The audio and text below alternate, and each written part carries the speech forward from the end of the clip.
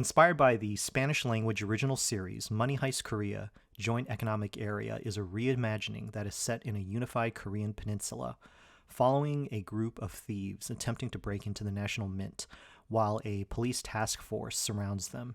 The series is a high octane dramatic thriller that sends the thieves into multiple scenarios as they try to outwit the police while facing challenges between themselves and with the hostages. In this video, we'll look at how the series creates compelling characters, especially as seen in the portrayal of one of the thieves, codenamed Berlin. Per usual, there will be spoilers to Money Heist Korea Joint Economic Area, so I recommend checking out the series before proceeding further. In the story, Berlin has an original name of Song Jung-ho. He has real presence in every scene that he occupies, and we slowly start to learn more about his backstory over the course of several episodes. It's later revealed that Berlin and the group's lead, the professor, are brothers, who were separated many years ago when they were children escaping from North Korea to South Korea with their parents. Berlin became a prisoner in a North Korean concentration camp and was tortured by the officials. He also suffers from a degenerative neural disease called Huntington's disease.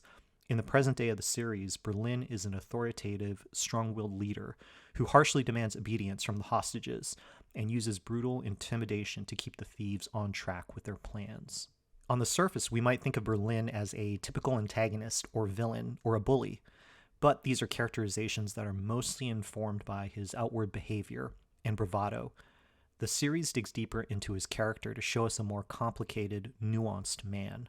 For example, we can start to ask, what is his series objective? What is the core need that is driving Berlin?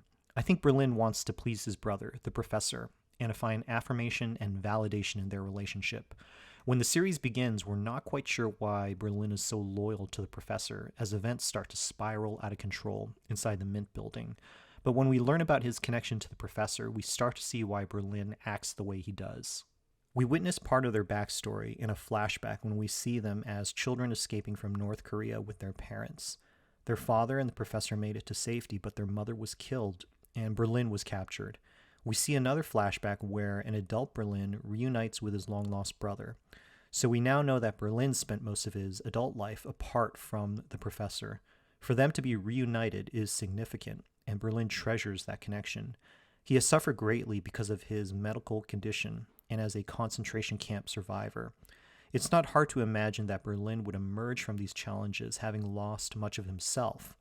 Perhaps for Berlin, there's some subtext where reuniting with his brother means holding on to the last part of his younger self before all of this suffering.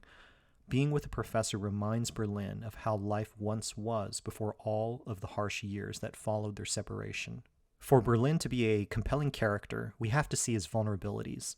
This is an important part of characterization because it creates contrast that draws our attention. Berlin's relationship with the professor is one of the biggest areas reflecting these dimensions. This also reveals that Berlin uses his tough exterior not only as a means to intimidate others outwardly, but it's a well-crafted shield to shelter his personal vulnerabilities. He doesn't want to show any weakness in order to maintain his leadership over the crew. As one of the more experienced thieves, Berlin knows that things will not go exactly as planned when they execute their heist, so he has to put on an aggressive, controlling front to keep everyone in line. By the very nature of their heist, all of the thieves are instructed by the professor not to reveal their real names or personal info, so it's fascinating to see more layers to Berlin as a man when we discover that this very commanding person is suffering greatly from a neural disease that can incapacitate him without regular medication. One of the more powerful scenes in the series is the reveal of Berlin's illness and seeing him physically suffer when he doesn't have his medication. A character's vulnerabilities are also reflected in his relationship with other people. Other than the professor, Berlin has another significant relationship with a female ally codenamed Seoul. She leads a group of mercenaries who help the professor and the thieves from outside the Mint, and we later learn that she has a romantic relationship with Berlin, and that she was also the daughter of the concentration camp official who tortured him. In the series, Berlin and Seoul have very few scenes together because of the logistics of the heist, but there are little touches within different scenes where we see that Berlin and Seoul care for each other. They're kindred spirits who have suffered a lot and perhaps are drawn to each other because of their wounds. It's revealed at one point that Seoul was sexually abused by her father, and this is the man that Berlin personally wants to take down during the heist. Another way to look at Berlin's character is to ask, What is he truly afraid of? What is his core fear?